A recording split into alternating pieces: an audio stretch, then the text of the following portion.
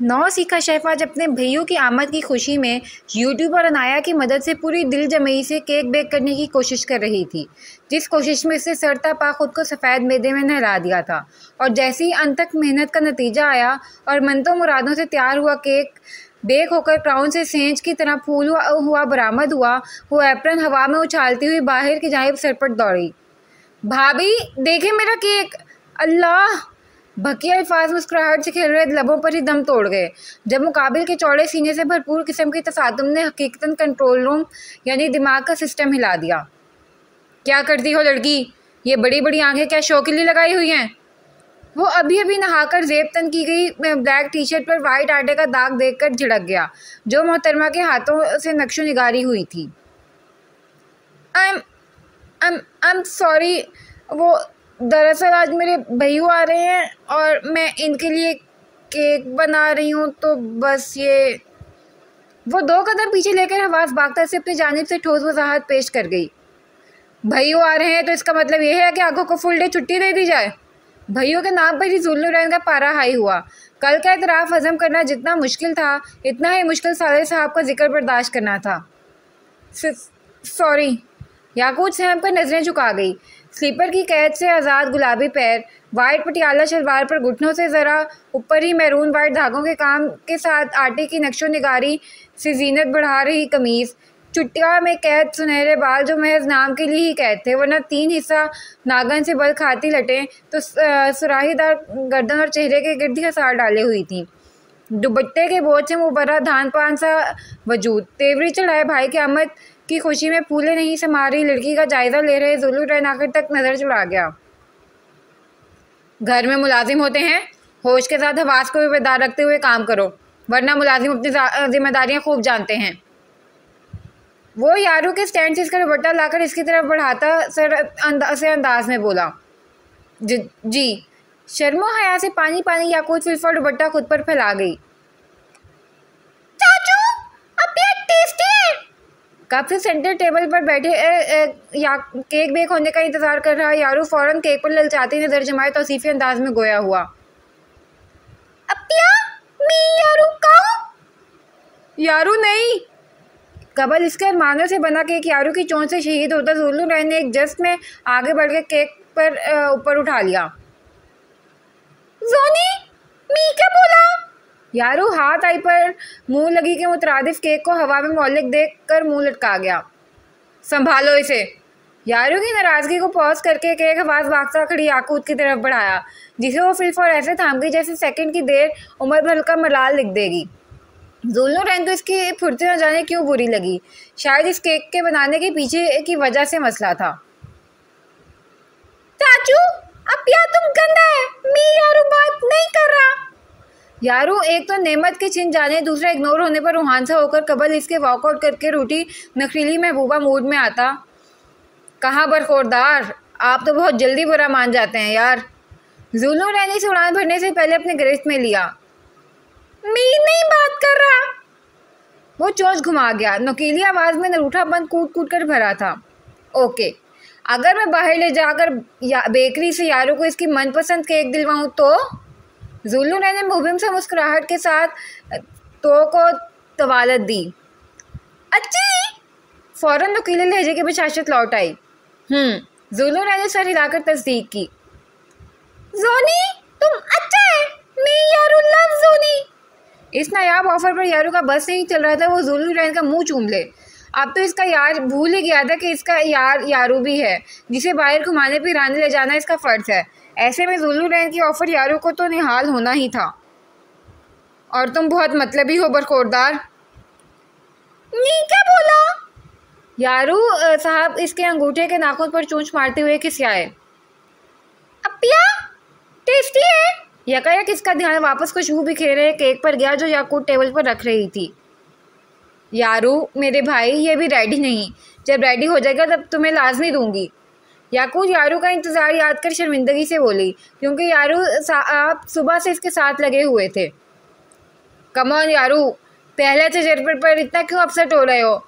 मैं आज तुम्हें शहर की सबसे अच्छी बिग एंड बेस्ट बेकरी की सैर करवाता हूँ, वर्ल्ड बेस्ट केक खाना। ज़ुल्नुरैन भैयों के बदले भैयों की बहन के बदले भाव पर कुर्ता यारू से मुखातिब हुआ। मेरा केक भी बेस्ट है, यारू याकूत घिघियाई। मैं भी। वो आया तो कॉफ़ी लेने था, लेकिन यहाँ से दिल जलाकर यारू के हमरा निकला था। पीछे याकूत इसकी पर्स घूरती रह गई। तारीफ तो दूर, उल्टा दिल तोड़कर चला गया था। इसको अब बुरी तरह रोने आने लगा था। खड़ूस बबर शेर मुसव्विर ना हो तो। जासूस को ब्यूटिशियंस को जंगली जासूस के रहमो करम पर छोड़कर ज़रूरी काम से बाहर निकला तो होटल में मीटिंग के बाद गाड़ी में हमा वक्त मौजूद सूट्स में से एक पहनकर वहीं से तैयार होकर रास्ते में खूबसूरत सा बेकरी आइटम्स, खासकर याकूत की पसंदीदा लॉलीपॉप और सबके लिए ऑर्डर किए गए गिफ्ट्स लेकर शाम के करीब 4 बजे एवी विला वापस हुआ। हॉल में ही इसका टाकरा दोनों ब्यूटिशियन से होगा जिनकी उतरी शक्ल बता रही थी जासूस ने इन बेचारियों को सही तकनीक का नाच नचाया है। चौंका इन्हें पूरे दिन के लिए पे किया गया था, तभी वो अब तक यहाँ मौजूद थी। इसे दाखिल होता देख दोनों मुंह लटका के इसके साथ एहतरामन खड़ी हुई। सर, हम आपकी सेक्रेटरी से मिली, तमाम इंस्ट्रक्शंस को स्ट्रिक्टली फॉलो करना चाहा, बट आपकी मिसेस दोनों मजलूमों की अधूरी दास्तान ही से खुलासा समझा चुकी थी। वो इस बात में सर हिलाता सर्वेंट को मखसूस इशारा देकर ऊपर की जाने बढ़ा। जासूस से इसे इसी की उम्मीद थी, लेकिन नानी को अपने रिश्ते से मुतमईन करना असद ज़रूरी था। दूसरा जासूस को महज चढ़ाने के लिए भी इसने चंद एक इजाफी हिदायत सौंपी थी। आबिल यही दुआ कर रहा था कम अज़ कम जासूस अपने मखसूस सर झाड़ मुँह भर हुलिये में ना दर्शन दे, जो ब्यूटिशियंस की उतरी शक्ल देकर इसे खदशा लाहक हो रहा था। इसके कमरे के बाहर रुककर एक तवील सांस फिजा के सपोर्ट करते हुए इसने हस्बे आदत कोट ठीक करके दरवाज़ा नॉक करना चाहा, लेकिन ज़रा से दबाव से दौड़ खुलता चला गया। वो अचंभे से भारी कदमों की दमक छोड़ता अंदर दाखिल हुआ, लेकिन नज़र सामने उठी तो कदमों के साथ आंखों की सुनहरी पुतलियाँ भी साकित हो गईं। शफाफ जबीन, झील सी गहरी घूर सियाह गुलाफी आँखें, सतवां खड़ी नाक, याकूती होंठ, अंगूरी रुखसार, मेकअप से मुबर्रा मगर फ्रेश फेशियल से गंदी शफाफ रंगत दमक उठी थी। सुराहीदार गर्दन में सच कर अपनी जीनत बढ़ा रहा सफ़ेद गोल्ड का नाजुक सा चेन, जिसमें डायमंड पेंडेंट अपनी रौनक लगा रहा था। इस पर गजब चेहरे के गिर्द झूल रहे घुंघराले आवारा लटें। सी ग्रीन कलर के देदा सेब डिज़ाइनर सूट जो इसकी दराज कमर पर बेइंतहा जच रहा था। कानों में छोटे छोटे टॉप्स पहने, बाजू सीने पर बांधे वो मशरिकी मगरबी हर किस्म की हर जहान की हुस्न को देखकर दूसरी मर्तबा नज़र गलत ना डालने वाला ज़ात बड़ाइश की सुनहरी आंखों को मुबहत कर गई थी। बेशक इसने मेकअप नहीं किया था या नहीं करवाया था, लेकिन ज़रा सी तराश खराश ने गोया नायना का मुजस्मा हुलिया ही बदल दिया था। कहाँ जीन्स पर ढीली जैकेट, मर्दाना शूज़, हाथों में रंग बिरंगे बैंड पहनने वाले आयना जासूस, कहाँ मशरकी सांचे में ढली ये नज़र को ठटका देने वाला मुजस्सम मूरत। कहीं पढ़ा लिखा तो जो ज़बाइश और आइश से गुरेज पा रहते हैं, जब इन्हें छू लेते हैं तो गज़ब ढाते हैं। आज वो इस कॉल में पूरी तरह ईमान ले आया था। वाकई जासूस क़यामत बर्पा कर रही थी। चलती फिरती AK-47 तो वो थी ही, आज 2 धारी तलवार की शक्ल इख्तियार करके चारों शाने चत करने में मैदान में उतरी थी। अब ऐसे टुकुर टुकुर डूडो की तरह क्या घुरे जा रहे हो? आज से पहले कभी ज़िंदगी में कोई लड़की नहीं देखी क्या? मुकाबिल की खुद पर जमी पुरतपिश नज़रों से अनायना बुरी तरह खाइफ होती सामने से हट गई। शिट! सत्ता टूटते ही आज़ाद ने चेहरे पर हाथ फेरा। अब घूरना बंद करो और फ़ोन दो मेरा। लड़की देखना तो जैसे नसीब ही नहीं हुआ हो। इसके आगे अपनी हथेली फैलाती वो दुपट्टे को बाजू पर टिकाते हुए झुंझुलाई। दिल ने कहा देखें जो जलवा हुस्ने यार का, आखिर लगती कैसी है बिल बतौड़ी पहन के कपड़े दिलबर दिलदार के। हा हा हा हा। शेर की टांग तोड़ने के आज़ाद का भारी कहका पूरे रूम में गूंजा था। पागल हो गए हो बड़ाइच? नहीं, शौक में हूँ। आई एम मुताज्जिब हूँ, बल्कि कंफ्यूज हूँ कहना ज़्यादा बेहतर होगा। वो मुस्कुराहट दबाकर बोला, साथ नज़रों को भी संभाल लिया। वजह? आयना ने आंखें सुकेड़ी। ताज्जुब की वजह तो मेरी नज़रों के सामने बनफ्से नवीस जिंदा जावेद खड़ी है। मतलब यार मैं तय नहीं कर पा रहा कि नाजुक दोशीज़ाओं वाले डिज़ाइनर सूट में भूखी शेरनी मतलब एडजस्ट हुई जासूस लड़की तो नहीं लग रही। सच कहता हूँ जासूस, क़यामत, आफत, तबाही, चलती फिरती आतिशुशा लग रही हो जो बरसों से फटने के लिए तैयार है। हा हा हा हा हा हा। हंस हंस के इसकी तैयारी पर तबसरा करता वो अपने साथ साथ जासूस का चेहरा भी सुर्ख कर गया था। मुसलसल हंसते से इसकी सुनहरी आंखों में समंदर सिमट आया जो झलक कर अब इसके रुखसार को धो रहा था। एक पल को अनायना सा भुला इसका चेहरा देखने लगी, जहाँ सदमियों की थकन और कुर्ब इन आंसुओं के रेले में कह के गूंज में चीख चीख कर इस शख्स के अंदर के हरे गहरे जख्मों के राज अफशा कर रहे थे। ऐसे क्या देख रही हो? सच में तुम ऐसी ही लग रही हो। वो इसे यकटक खुद को देखता पाकर कहकर रोक कर बोला। अपने कहके की गूंज में वो आज से आज़ाद वड़ाए जब अपनी माँ के कातिल से दोबारा कठिन इंतज़ार के बाद आज बनने के दौरान की अजियत की कराह को दबाने की कोशिश कर रहा था, जो अनायना की ज़ीरक निगाहें पहले ही भांप गई थीं। ठीक है, फिर मैं झमेला बदल लेती हूँ। वैसे इसमें उलझन हो रही है मुझे और मैं बर्दाश्त कर भी नहीं सकती। दुपट्टा संभालो तो सैंडल परेशान करती है और इसे संभालो तो मनहूस चेन। वो बनावटी गुस्से के साथ वॉशरूम की तरफ बढ़ने लगी थी कि आज़ाद ने एक ही जुस्त में जा लिया। तुम्हें मेरी राय से फ़र्क पड़ता है? वो संजीदा था। अनायना खामोशी से चंद सानिया पहले तक कहकर लगाए स्पॉट चेहरे को देखने लगी। यकीनन नहीं, सो जस्ट इग्नोर। खामोशी से अपना जवाब अखज़ कर वो इसका बाजू छोड़कर पीछे होता दरवाजे की तरफ बढ़ा। हुस्न कातिल हो या मासूम, जालिम हो या मेहरबान, बेबाक हो या माजूब, मुझ पर पूरी तरह बेअसर है। अगर बाअसर होता तो मैं एक आम सा इंसान आज़ाद वड़ाइच होता, एवी नहीं। जल्दी आओ नीचे, आई एम वेटिंग। वो दरवाजे में लहजे भर को थमकर अपनी बात कहता फ़ोन बेड पर उछालकर वहाँ से निकलता चला गया। अनायना चंद सानिये खुले दरवाजे को देखती रह गई। राहत हाउस में इनका इस्तकबाल बहुत गर्मजोशी से हुआ था। याकूत तो देखते ही देखते आज़ाद से चिमट गई थी। अनायना को भी सबने हाथों हाथ लिया था, जिस पर खुद से भी बेनियाज रहने वाली जासूस ठीक ठाक बौखला गई थी। याकूत भी अनायना को सरताबा कुछ और ही देखकर हैरान रह गई थी। अनायना का असल तारुफ जानकर एक पल के लिए जुलेखा बेगम को चुप्पी लगी थी, लेकिन फिर इन्होंने खूबसूरती से बात ही बदल डाली। असर का वक्त था, सूरज की नहीफ किरणें लॉन में फैली हुई थी। वो सब वहीं महफिल जमाकर बैठ गए। जुल्लुरन हस्बे तवक्को गायब था। कुल 6 केन की कुर्सियों में से अनाया, ताबिश और यारू एक जाने बैठे थे। बीच में लवाजमात से सजी टेबल हायल थी। मुकाबिल दरमियानी कुर्सी पर आज़ाद और इसके दोनों जानिब याकूत और अनायना ने नशिस्त संभाली हुई थी। आज़ाद याकूत की कुर्सी पर अपनी कुर्सी से जोड़कर इसे मोहब्बत से अपने हिसार में लिए सबकी बातों पर मुस्कुरा रहा था। आज बरसों बाद इसके स्पॉट चेहरे पर खुशी की लाली दमक रही थी। सुनहरी आंखें रोशन थीं।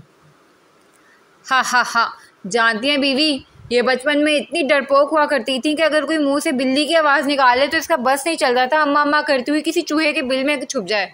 हा हा हा हा। ताबिश ने तबसरे के साथ बुलंद हाँ कहका लगाया। हाँ, और वो बिल्ली की आवाज़ वाला बिल्ला हमेशा तुम ही होते थे, जिसकी भूंडी आवाज़ नहायत डरौनी हुआ करती थी। उधार रखना जासूस की फरिश्त में ही नहीं था। दूसरा, जुलेखा बेगम की गैर मौजूदगी के बायस बर्जिस्ता करारा जवाब पल भर को सिवाय ताबिश और इजहाद के अनायना याकूत को छुपे में मुब्तला कर गया। शौक मत हो बीवी, ये ऐसी ही है। बचपन में शेर की खाला से सहम जाने वाली अना का काम ही शेर के खाल में छुपे गीदड़ों को घसीट के इनके बल से निकालना है। एम आई राइट? दोनों को जवाब देते हुए इसने जासूस की ताकीद चाही। हाँ, मसलन? बगौर ताबिश का चेहरा देखते हुए दो मायनी अंदाज में बात अधूरी छोड़ गई। मसलन यारू से शायद आप लोगों की पहली भी मुलाकात हो चुकी है। यकायक ताबिश ने रूए सुखान मोड़कर काली केन की कुर्सी पर शराफत से बैठी यारू की तरफ इशारा किया।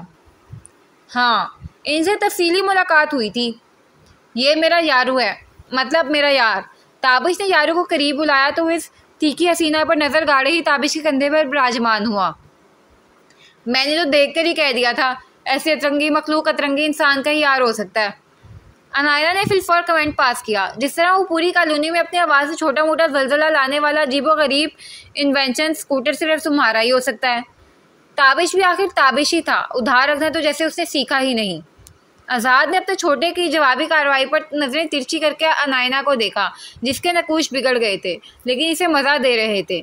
अलबत्ता अनाया और याकूत दम बखुद कभी एक दूसरे पर तो कभी मुकाबिल पर हैरत भरी नज़रें डाल रही थी। कोई इतना साफ को कॉन्फिडेंट भी भला कैसे हो सकता है? अनजान जगह, अजनबी माहौल, नाशनासा लोग, जैसे सानवी अवामिल मुकाबिल बैठी पुरएतमाद लड़की पर पूरी तरह बेअसर थे। याकूत तो खैर से थी ही खामोश, था किसी हद तक डरपोक। अनाया तो हमेशा से काफ़ी पुरएतमाद थी, लेकिन बिजनेस वर्ल्ड में ना सही आम माहौल में वो भी अनजान लोगों से झिझक जाती थी। लेकिन अनायना की रास्तगोई और एतमाद काबिल सताइश था। वो मुतासिर हुए बगैर ना रह सकी। वैसे वेले होते हो या हाथ पैर भी हिला लेते हो? अल्हम्दुलिल्लाह सिर्फ अपने हाथ पैर हिलाता हूँ, दूसरों के तोड़ता हरगिज़ नहीं। ताबिश भी आज चील का जवाब पत्थर से दे रहा था।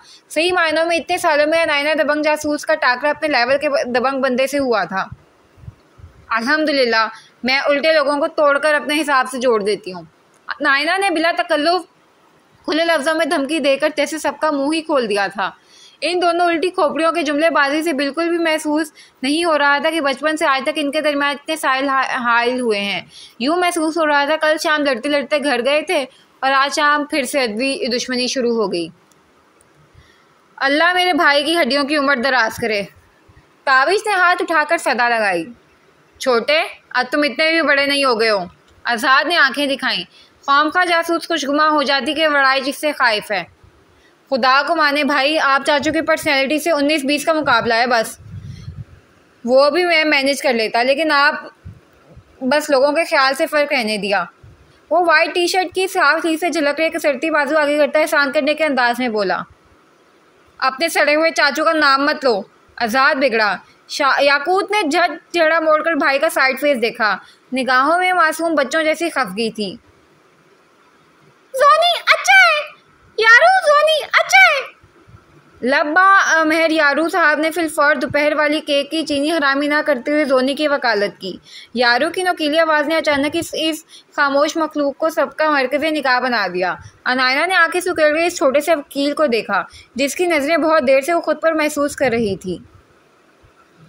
ओ माय गॉड, अब मलंग मुसव्विर ने इस आलमी अदालत के लिए वकील हायर कर लिया। आज़ाद दिल खोलकर हंसा। तुम गंदा है, मैं यारू बात नहीं कर रहा। आज़ाद का कहकर यारू साहब को साफ अपना मजाक उड़ाता हुआ महसूस हुआ। तभी फ़ौरन मुंह टेढ़ा करके ज़ाहिर नापसंदीदगी का ऐलान किया। अरे अरे मिस्टर यारू, आप तो बहुत जल्दी राय कायम कर लेते हैं। My apology. आज़ाद समझा। टेक इट ईजी भाई, दोपहर में चाचू ने से मनपसंद केक सीधा बेकरी ले जाकर दिलवाया है, बस वही मिठास लबों पर घुली है। आपको कुछ बढ़कर दें तो यारू और ज़ुबान दोनों आपकी। ताबिश ने कमीने यार की तरह बिलम वारगा यारू साहब की फितरत पर तबसरा किया। यारू ने मलामती नज़रों से ताबिश को देखा, पर जिसका जवाबी कार्रवाई के तहत इसके कान पर चोंच मारकर हिसाब बराबर किया। मतलब यहाँ भी ये तुम ही पर गया है। अनायना ने तुरंत इजाफी टुकड़ा लगाया। क्या मतलब? अनाया की ज़ुबान फिसली। मतलब ये कि बचपन में ताबिश साहब कुछ ऐसे ही हुआ करते थे। जब कभी आज और जोनी के दरमियान अनबन हो जाती तो ये बीच में इन दोनों की नाराज़गी का इसी तरह भरपूर फ़ायदा उठाता, कभी इनकी पॉकेट मनी पर डाका डालकर तो कभी उनकी। अनायना ने खुलकर तबसरा किया, जो मकाफ़ाते अमल की सूरत थी। ताबिश ने यारू का राज खोला और जासूस ने इसका। ताबिश? अनाया ने हैरत से अपने शौहरे नामदार को देखा, जो खजल होकर सर खुजा रहा था। बाकी सबके लबों पर दबी दबी मुस्कुराहट थी। यार बीवी, इन दोनों की बॉन्डिंग इस कदर मजबूत थी कि मुझ मासूम की गुंजाइश ही नहीं निकलती थी इसमें। इसलिए जब इनकी लड़ाई होती तब मैं जहाँ तक मुमकिन होता फ़ायदा उठा लेता। वो लाचारी से छोटा सा मासूम चेहरा डालकर बोला तो अनाया के लबों को भी मुस्कुराहट छू गई। जहाँ तक मुमकिन होता, सिर्फ तुम फ़ायदा नहीं उठाते थे छोटे, बल्कि हर मुमकिन कोशिश करते थे कि हमारी सुलह ना हो और तुम्हारा फ़ायदा होता रहे। आज़ाद ने इजाफी टुकड़ा लगाया। भाई, ताबिश सही किससे आ गया था? इसमें इतनी ताज्जुब वाली क्या बात है? इस 2 नंबर बंदे का काम ही 2 का 4 करना है। अनायना ने मौके की डिमांड के तहत मजीद आग में घी डाला। आज भाई, आप इतने बड़े जाने माने बिजनेस टाइकून हैं, आप पर तो अच्छी खासी हसीनाएं वारी वारी जाती होंगी। एक अटीली नज़र मुंह फट किसी कदर अपनी हम मिजाज जासूस पर डालकर वो सेंटर टेबल पर गिलास रखता संजीदा अंदाज में आज़ाद की तरफ मुड़ा। हाँ क्यों? ताबिश के अंदाज पर आज़ाद समेत सब भी मुतजस्सिस हुए। Drama company. अनायना बेनियाजी से कंधे चकाती कप उठा चुकी थी। मतलब यार भाई, आप इतने बड़े बिजनेस टाइकून हैं, आपको इस पूरे सारे पर कोई हसीना नज़र नहीं आई जो आपने जंगली बिल्ली से मसनून निकाल कर रिस्क लिया? मुतफिकराना तजिए पर जहाँ खोदा पहाड़ निकला चूहे के मजाक अनाया तासुब से नफ़ी में सर हिलाने लगी, वहीं तिरछी नज़रों से जासूस के खून का तेवर मुलाहिजा कर रहे आज़ाद की घनी मूँछों तले नाबिल अब मुस्कुराए। अलबत्ता फुली छोड़कर वो मुस्कुरा रहा था। कहने को तो अनाया आप भी इतनी बड़ी बिजनेस वूमेन है, आपके नाम से तो कोई भी आबिद और जाहिद आकिल अपनी तकदीर का सितारा रोशन करना एंड खुद का मुकद्दर का सिकंदर तस्वुर करेगा। फिर आपको इस भरी पड़ी कायनात में कोई शक्ल बमा अकल बंदा नज़र नहीं आया जो आपने इस भूखे बिल्ले संग अपना नसीब फोड़ा। अनायना जासूस नाम आखिर किस बला का था। इत्मीनान से टेबल पर खाली कप रखती हुई वो हाज़रीन को भुंचकाकर कुर्सी की पर्सी टेक लगा चुकी थी। जंगली बिल्ली, तुम मेरी मासूम बीवी को लगाओ मत। मेरा दिल गुर्दा मेरे मजलूम भाई जैसा मजबूत बिल्कुल नहीं है। ताबिश तड़प कर बोला, तुम्हारा भाई और मजलूम रहने दो मियाँ। अजहार पर एक नज़र डालकर इसने नाक से मक्खी उड़ाई। क्या मकसद हुआ इस बात का? अजहार अलर्ट हुआ। इस जासूस से बंदा कुछ भी तवक्को कर सकता था। बकौल तुम्हारे भाई के इतने बड़े बिजनेस टाइकून हो, अब इतनी सी बात का मतलब मैं तुम्हें समझाऊं? लिहाज तो अनायना खैर खुद का भी शाज़िर और नादिर ही करती थी, फिर मुकाबिल तो बड़ाई था जिसकी जानिब सुबह से लेकर अब तक कई तगड़े हिसाब निकलते थे, फिर बख्श कैसे देती। ना मुझे जासूसी किताबें पढ़ने का शौक़ है, ना जासूसी सीरीज़ देखने का इत्तेफाक हुआ है, लेकिन सुन रखा है कि इस प्रोफेशन के लोगों की हर बात का एक अलग मतलब होता है। सो मुझे नहीं लगता आपको मेरी बिजनेस स्टडी पर नुक्ताचीनी करनी चाहिए। बड़े बामुरव्वत अंदाज में इसकी तीखी नकूश की नज़रों की गरिश्त लेता हुआ हिसाब बराबर कर रहा था। आज तो इस अलूल जलूल हुलिया वाली जासूस को लड़की बना देख नज़र बार बार बेख्तियार फिसल रही थी। ये हुई ना ताबिश के भाई वाली बात। ताबिश चहका। ताबिश? अनाया ने हौले से इसे पुकारा, लेकिन इतने में मुलाजमा स्टैंड लेकर महफिल में आते मजीद एक नकीली मेंबर का इजाफा कर चुकी थी। इनसे मिलें, ये हैं हमारी दिलदारू साहिबा। स्टैंड पर बैठी दिलदारू का तारुफ हो रहा था, लेकिन अनायना आग सकोड़े इस तोते को देख रही थी जिसकी बटन जैसी आंखों में जुगनू चमक रहे थे। एक छोटे परिंदे की वालिहाना अंदाज पर बड़े बड़े गुंडे बदमाशों की अजीबोगरीब जराइम पर रिसर्च करके हैरान ना होने वाली आयना जासूस आज बहरे हैरत में गोताजन थी। अब तुम ये कहोगे कि ये भी बोल सकती है? मुश्किल यारू से नज़र हटाकर सवार दागा। हाँ, लेकिन इनका शुमार इन हसीनों नाजुक अंदामों दोशीज़ाओं में होता है जो कम बोलने में यकीन रखती हैं, क्योंकि इनका हुस्न आतिशा बोलता है। कुन अखियों से अपने लेडी बॉस पर नज़र डाले इसे जासूस को जिताया कि वह बेतकान बोलती है। अच्छा, फिर यकीनन हुस्न की ज़ुबान बोलने वाली दिलदारू साहिबा तुम्हारे बातूनी दोस्त की गर्लफ्रेंड होगी। नहीं भाई, हम हलाल के कायल हैं, गर्लफ्रेंड नहीं मंगेतर हैं। अनकरीब शादी मुतवक्के है।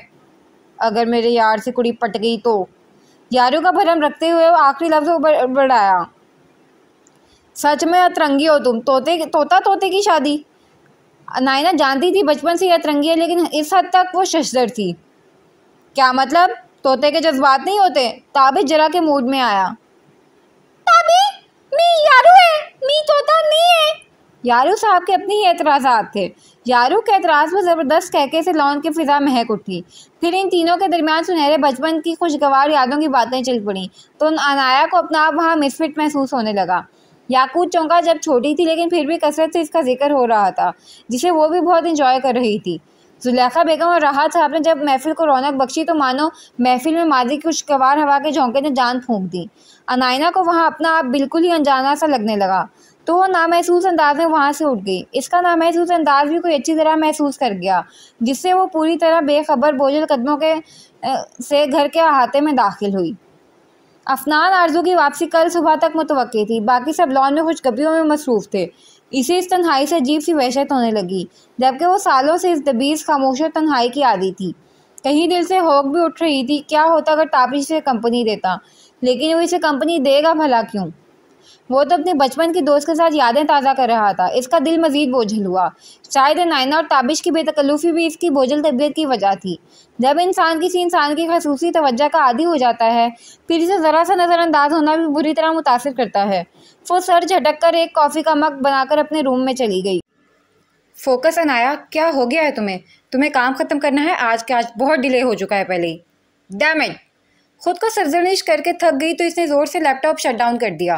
कॉफ़ी का मग बेड साइड टेबल पर ठंडा हो चुका था। वो आई तो रूम में काम में खुद को गर्क करने थी, लेकिन मुसलसल बाहर से बुलंद हो रहे कहकों ने इसे एक पल के लिए भी खुले लैपटॉप या सामने पड़ी फाइल्स के अंबार की तरफ मुतवज्जे ना होने दिया। कम ऑन अनाया, ये क्या टीनेजर्स की तरह छोटी छोटी बातों से इफेक्ट हो रही हो? इट्स ओके, वो लोग बचपन के दोस्त हैं, फैमिली टाइम स्पेंड कर रहे हैं। तुमने बोर ही होना था उस महफिल में। बेड से उतर कर यूं ही पेशानी मसलती हुई मुंह में बड़बड़ाई, सच सच बताएं, आप जेलस हो रही थी ना, इसलिए चुपचाप वहां से निकल आई। अभी वो अपनी इस नासमझ आने वाली कैफियत पर सही से काबू भी नहीं कर पाई थी कि बोतल की जिन की तरह अपनी तमाम तर शौकियों के साथ वो अकब पर नमूदार हुआ। फजूल सवाल नहीं करें ताबिश, मुझे काम है, बस इसीलिए आना पड़ा। वो बिना नजर मिलाए साइड से गुजरने को थी, लेकिन ऐन मुकाबिल वो अपने ऊंचे पूरे कद के साथ किसी पहाड़ की तरह खड़ा था। नीचे मैं भी यही बहाना घड़ के आया हूँ वैसे, शोखी से कहने के साथ जरा झुककर इसकी चुराती नजरों को हिसार में लिया। रास्ता दें, आपके बेसर पैर के मंतक के लिए मेरे पास बिल्कुल भी फारिग वक्त नहीं है। वो उसकी पुरशौक व पुरतबिश नजरों से दरम भरम होती दिल की दुनिया से झल्ला गई। आप कबूल कर लें कि बीवी वाले जरासीम आपके अंदर नशोनुमा पाने लगे हैं और आप जेलस हो रही हैं। फिर मैं शराफत से न सिर्फ हट जाऊंगा, बल्कि आपको इत्मीनान से अपने रवैयों को सोचने के लिए रूम में तन्हाई भी फराहम कर जाऊंगा।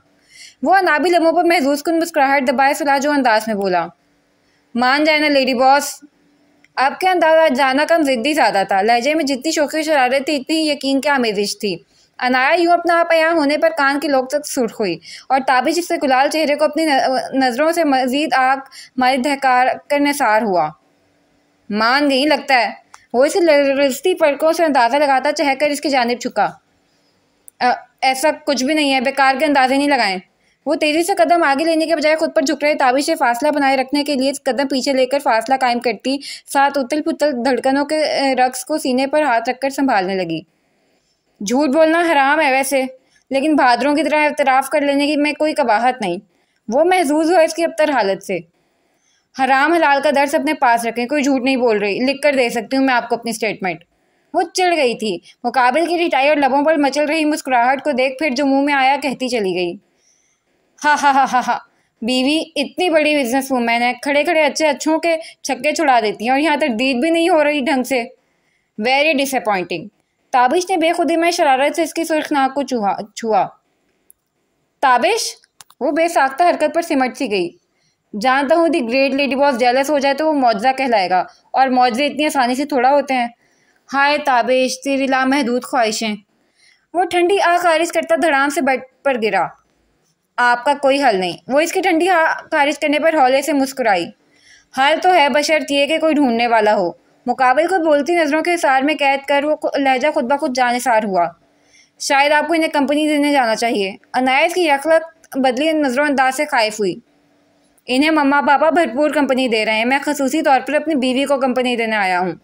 वो कोहनी के बल ऊंचा होकर अब फुर्सत से इसकी तरफ मुतवज्जे था।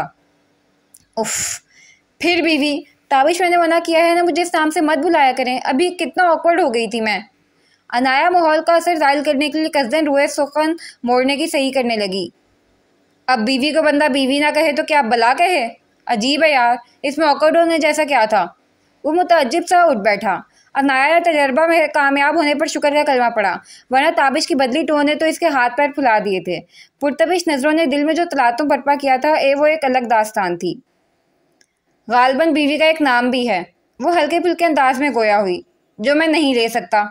इसने कंधे झाड़े। क्यों? वो यकायक अलर्ट हुई। बस नहीं ले सकता, वजह होना लाजमी थोड़ी है। वो हनूज लापरवाही से गोया हुआ, लेकिन अनाया मुकम्मल मुतवज्जे हो चुकी थी। बिल्कुल लाजमी, बिना वजह तो यूं भी दुनिया में कुछ नहीं होता। वो जैसे जानने के लिए बाजिद थी। यार क्या बातें लेकर बैठ गई हैं? वो बेड से उठ खड़ा हुआ। बस मुझे आपको बीवी बुलाना अच्छा लगता है। यूं भी आपकी सास ससुर बमा दीगर हजरात सब तो याद दिलाते रहते हैं मुझे कि मैं शादीशुदा हूँ, सो मैंने हिफ्ज ही कर लिया। लेडी बॉस की संजीदगी की परवाह की बगैर वो बेपरवाही से गोया होता साइड से गुजरने लगा कि कसरती बाजू नरम से लम्ब से महक उठा। मैं आपसे उम्र में चंद साल बड़ी हूँ, इसलिए एहतरामन नाम नहीं लेना चाहते? इसका संजीदा सवाल कम इस्तेया कलमा ज़्यादा था। ताबिश के लब जो बाजू पर इसका हाथ देखकर अनछुई मुस्कुराहट संगांग मचोली खेल रहे थे, इस सवाल कम जवाब पर सिमट कर मादूम हुए। कितनी बड़ी हैं आप मुझसे? आपके 25th बर्थडे से 2 महीने पहले मैंने अपना 28th बर्थडे क्रॉस किया है। यही कोई 2-3 महीने बाद मेरा 29th बर्थडे है।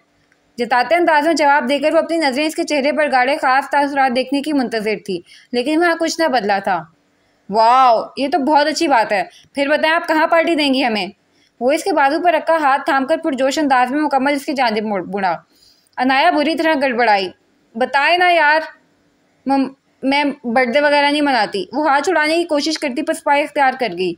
इसे लगा था इसकी बढ़ती उम्र का सुनकर शायद ताबिश के चेहरे पर बेजारियत या फिर अफसरदा तासुरात नमूदार होंगे, या इन तासुरात को छुपाने के लिए वो वॉकआउट कर जाएगा। लेकिन यहाँ तो हमेशा की तरह सब उल्टा ही हुआ था। वो उल्टा इसे बर्थडे सेलिब्रेशन डिस्कस करने बैठ गया था। क्यों? वो नज़र चुरा रही थी और ताबिश हमतन गोश्त था वजह जानने के लिए। क्योंकि मैं 29 साल की होने वाली हूँ, 19 की नहीं। वो खामखा चिढ़ गई। अब वो खुद ये किस्सा छेड़कर से ही पछता रही थी, लेकिन खुद को मलामत करने के अलावा वो क्या कर सकती थी। तो ताबिश, वो इसके तूल देने पर जिच हुई। पता है बीवी, आपका सबसे बड़ा मसला क्या है? आप बहुत सोचती हैं। वो इसके दोनों हाथों को अपनी चौड़ी हथेली में खोलकर मुतबस्सम अंदाज में गोया हुआ। सोचना अच्छी चीज़ है, लेकिन ये भी कहा जाता है कि ज़्यादा सोचने से फैसला कमज़ोर होकर मंजिल का फासला मज़ीद तवील कर देता है और खुशियों की मुद्दत खुद ब खुद कम हो जाती है। इंसान को कुछ चीज़ें कुछ काम अंजाम की फ़िक्र से बेपरवाह होकर भी करने चाहिए। अगर हर चीज़ का नतीजा हम पहले से जान लेंगे तो हासिल की खुशी तो मुट्ठी में कैद होकर भी लाहासिल ही कहलाएगी। हर चीज़ के लिए दिमाग को जहमत मत दें। कभी कभी दिल को मनमानियों की इजाज़त देकर दिमाग को आराम देने में भी कोई मज़ेका नहीं। ताबिश ने अपनी बात मुकम्मल करके नज़र उठाई तो मुकाबिल को अपनी तरफ ही मुतवज्जे पाया। जब चारों जानिब हकीकत की कशमकश हो तब इंसान के पास सोचों की जाल में उलझने के अलावा कोई चारा नहीं होता। लेकिन ये आप नहीं समझेंगे, मैं जानती हूँ। वो हौले से मुस्कुराई। फ़िक्र से आज़ाद ज़िंदगी हर किसी को भाती है, लेकिन हालात के आगे के हर थप्पड़ और उसके हालात के आगे कोई बेदम है। वो अपना हाथ उड़ाकर वापस बेड पर बैठकर फाइल तरतीब देने लगी। हम इंसानों का मसला पता है क्या है कि हम तन कर सामना करने के बजाय सरेंडर करने को तरजीह देते हैं। फिर आसूदा ज़िंदगी ख्वाब सी हसीन मगर हकीकत से दूर मालूम होती है। ट्रेजेडी का मसला हर दूसरे बंदे के साथ है। इसका मतलब ये तो नहीं कि बंदा खुद को मरीज ही बना ले। वो इसके हाथ से फाइल लेकर साइड पर रखता हकीकत पसंदी से दूर की बात कर रहा था। अनाया बस मुस्कुरा सकी। आप मेरी खोज में हैं। अगर आपकी तलाश खत्म हुई तो लाजमी आपको मेरी सोच ख्याली नहीं मालूम होगी। वो पुर यकीन था। उम्मीद करती हूँ, यकीन कर लें। वो इसका हाथ थामकर पूरी यकीन लहजे में बोला। अनाया इसे देखे गई। जितने इस शख्स के रंग थे कुछ भी मुमकिन था। मान फोन की रिंग पर इसका इर्तकाज टूटा। अपनी बेख्तियारी पर खज्जल हालत मिटाकर कबल इसके वो फ़ोन उठा दी। ताबिश फ़ोन पकड़ चुका था। Commissioner Akbar sir? फिर से? वजह? कॉलर का नाम पढ़कर इसने सवालिया नज़र सामने उठाई तो अनाया के चेहरे की हवाइयाँ उड़ रही थीं। वो इनकी डॉटर इन लॉ डॉक्टर हैं, इनके लिए वो हॉस्पिटल बना रहे हैं, तो बस एडवर्टाइजमेंट के लिए। फुर्ती से फ़ोन झपट कर मुँह में आया जवाब देती वो तेज़ी से वहाँ से निकल गई। ताबिश बस देखता रह गया। चौंका इन सब का आज रात का क़याम होटल में था तो शाम का सुरमई आंचल गहरा होने से पहले सब होटल वापस हो गए थे। फ्रेश होकर गर्म कपड़े तन पर सजाए सब होटल गार्डन में बॉन फायर करके इसके गिर्द तरह तरह के गेम्स खेलने में मशगूल हो गए, जिसमें टीचर्स को बिला तफरीक सबने खींच लिया था। आरजू गेम से आउट हो जाने की वजह से हेडफोन्स गले में लटकाए साइड होकर हमेशा की तरह डिजिटल दुनिया में गायब होकर हकीकी दुनिया से गाफिल हो चुकी थी। उस स्टूपिड शारिफ ने तुम्हारे साथ बदतमीजी की? तुमने मुझे बताया नहीं। क्यों? अचानक ही आफत नागहानी की तरह अफ्तान जारिहाना अंदाज में इसका बाजू दबोचता धारा। हाँ, वो जो अपने इतराफ़ से गाफिल फ़ोन में पूरी तरह गर्क थी, इस इफ्तिताह पर बुरी तरह हड़बड़ाकर होश में आई और मुकाबिल आईफल टावर को तेवरी चढ़ाए देख इसके माथे पर भी बल पड़े। क्यों? मेरे अब्बा की माँ जाए तुम्हारी अम्मा लगती है जो मैं तुम्हें बताऊँ कि शारिफ ने मेरे साथ बदतमीजी किया इज़हार इश्क? वो हस्बे आदत तिनक कर बगैर लफ्ज़ों को तोले बोली। बकवास बंद करो और जो पूछा है उसका जवाब दो। आपके नागवारी से बाजू पर गिरफ्त बढ़ाकर नीचे आवाज़ में गिर गा। तुम ना ज़्यादा खुद को 30 मार खान मत समझो। ज़मीन से उगे नहीं हो, तड़ियाँ ऐसे मारे हो जैसे सुबह घर से निकलते वक्त 2 गैरत पर कत्ल और शाम घर दाखिल होते 2 गैरत पर कत्ल करते हो। बड़ा है शारिफ की टांग तोड़ने वाले। आरजू कहाँ किसी के रोब में आने वाली शय थी। फिर भाभी के भाई के तेवरों से इसे पतंगे तो लगने ही थे। फजूल में इसका सरपरस्त बन रहा था। तुम नहायत फजूल किस्म की लड़की हो। इसके नखुवत भरे अंदाज पर अफनान खोल उठा था। शुक्रिया इस खिताब के लिए। लगे हाथों ताजीमी सनत से भी नवाज देते तो मैं अपने शोकेस की जीनत बना देती। वो लिटाई से दांत दिखाकर बोली। हो गई तुम्हारी टटर, अब बकवास करोगे इस शारिफ के मुतल्लिक? अफनान सीरे पर बाजू बांधता मुतहम्मिल अंदाज में पूछ रहा था। नकूश अनूस तने हुए थे। कुछ देर पहले ही आरजू की फ्रेंड्स की बातें इसके कानों में पड़ी थीं और तब से इसका बस नहीं चल रहा था कि इस अहमक लड़की का कुछ कर दे। आरजू की सोचे समझे बगैर अमल दरामद कराने की अहमकाना आदत ही वजह थी जो जुलेखा बेगम ने शर्त रखी थी कि अफनान को साथ ले जाए। भाई मसला क्या है तुम्हें? आरजू इसकी एक ही तान पर जिच हुई। अंडे से निकले भी जुम्मा 8 दिन नहीं हुए हैं तो मैं और फुदकना शुरू कर दिया है, आरजू बेजारियत से बोली। अफनान ने इसकी बेसरों पा मिसालों पर बेजुताब खाता जब्त से मुठ्ठियां भेजकर चेहरे के नकूश में मुमकिन हद तक नागवारियत की जगह संजीदगी समोते हुए थोड़ा इसके करीब हुआ। आरजू, हमारे आपसी फड्डे अपनी जगह, इस सबसे बाहर तुम मेरे पापा की बेस्ट फ्रेंड की बेटी हो, आपा की नंद हो, जीजू की बहन हो, एंड आंटी ने खास तौर पर तुम्हारा ख्याल रखने की मुझे ताकीद की है। भले बहुत बड़ा नहीं हूँ लेकिन इतना बड़ा ज़रूर हूँ कि तुम्हारे साथ बदतमीजी करने वाले की हड्डी पोसली का दरमियानी फासला मिटा सकूँ। मेरी आपा ने मुझे गर्ल्स की इज्जत भी करना सिखाया और करवाना भी। फजूल के लोगों से उलझने के बजाय इग्नोर कर देने वाले कमज़ोर नहीं होते बल्कि कमज़र्फ नहीं होते। बेहद संजीदगी से आरजू को अपना एतमाद सौंप रहा 18 साल अफनान इस वक्त कहीं से भी अपनी उम्र का नहीं लग रहा था। आरजू इसके मजबूत मुसम्मम इरादों के आगे शशदर रह गई थी। तुम जानते हो वो एक पॉलिटिशियन का बेटा है, इसके मुंह लगना सिवाय हमाकत के कुछ नहीं, और वैसे भी भाभी ने खसूसी तौर पर हमें से दूर रहने के लिए कहा है। फिर कुछ वक्फे के बाद आरजू संजीदगी से इसे समझाने के अंदाज में बोली, क्योंकि अफनान के इरादे से ठीक नहीं लग रहे थे। लेकिन ये भी सच था कि शारिफ जो पूरा दिन बहाने से अपने ग्रुप समेत इस पर जुमले कसता रहा था, इससे वो ठीक ठाक डिस्टर्ब हुई थी, और ऐसे में अफनान का इसके लिए स्टैंड लेने के लिए खुद चलकर आना आरजू के बोझल दिल को अच्छा लगा था। अकेलेपन का जो एहसास गालिब आ रहा था अफनान के अपनायत भरे अंदाज पर कहीं दूर जा सोया था। सियासतदान का बेटा हो या अमरीकी सदर का, जो है अपने घर में है। इससे डरकर तुम मुझे ये ना बावर कराओ कि आरजू वसी राहत एक मामूली से बंदे से खाइफ है, और चलो मेरे साथ। अफनान चिताकर इसकी कलाई थामकर मुड़ने ही लगा था कि किसी से कंधा टकराया। ओह सॉरी, वैसे महफिल में एंग्री बर्ड और तन्हाई में लव बर्ड की जोड़ी कहाँ जा रही है? शारिफ गले में झूल रही मोटी सी सोने की चेन को इधर से उधर उंगली में घुमाता खबासत से दो मानी अंदाज में बोला। यू इसकी बकवास पर अफनान गुस्से और इश्तियाल से सुर्ख होकर हाथ उठाने ही लगा था कि आरजू इसके बाजू से लिपट गई। आज पूरा दिन शारिफ ने इसे तंग किया था, वो बुरी तरह इसे सहमी हुई थी। सारी हिम्मत तेज फरारी इसकी खबासत के आगे पस्त पड़ गई थी।